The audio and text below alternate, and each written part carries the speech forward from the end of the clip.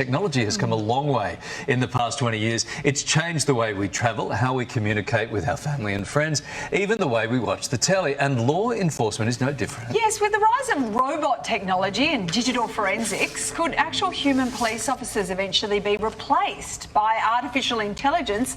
And would you trust it? Well, futurist and author of the new Now, Michael McQueen, is here to explain.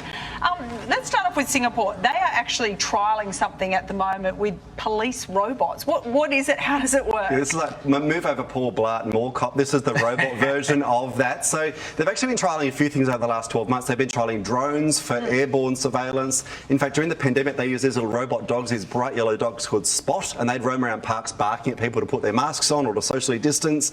This is the latest thing they're trialling. So it's called Xavier, and it's a little mall cop that roams around the streets looking for people doing what they call undesirable social behaviours. And what's that? Because that'd be like 98% of Larry's the whole show. shtick. Yeah, exactly. What is it? So, like if they're littering or things like that? Yeah. So there are still limitations on how many people can gather in Singapore for COVID reasons. So if there are too many people gathered, it can give you verbal warnings as well. It does sound weird though, but there is actual AI that's being used to predict crimes that are happening. Like, how do you predict something that hasn't happened using robotics? Yeah, so keeping with the theme of like movie references, this sort of feels familiar, like it's Minority Report in a way. So this is actually some algorithm developed by the crew at University of Chicago.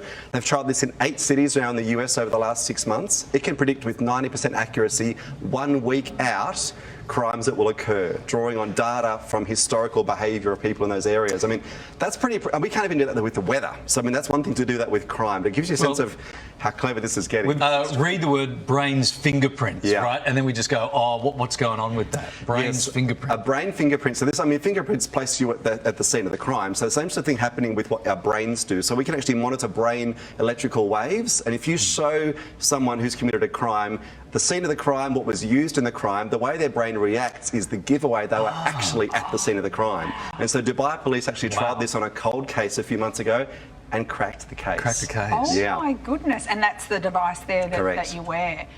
Oh, plenty of people are wary of facial recognition, you know, probably for some good reasons in a way, because it is good to catch a criminal, but it is also highly invasive in a way for our day-to-day lives. But we are seeing this technology. Is it being used to help solve murders? Yes, there's a couple of really interesting cases, even in the last few months here in Australia. So there was actually one of these cases, it's a very bizarre story. So an 87-year-old pensioner in Brisbane, there's actually a guy who's an expert in facial recognition tech.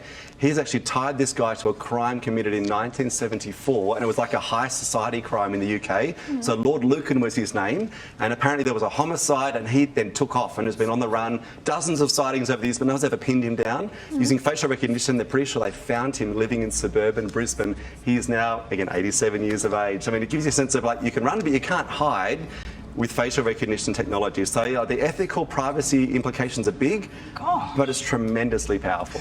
Well, also, the older you get, the harder it'll be to run away from Xavier, I suppose. It'll be like, I've got him now. Xavier will be more effective as we age. The International Criminal Police Organisation, or Interpol, has entered the metaverse as well. What are they messing around with? Yeah, so they've created a replication of the Interpol sort of head office in Lyon, France, where you can actually now visit as a virtual reality avatar. And the idea is this, they're realising police are going to need to police the metaverse, so they need to start experiencing it, getting a feel for what's going on in this space. So that launched a few months ago, and by all reports, it's incredibly clever technology.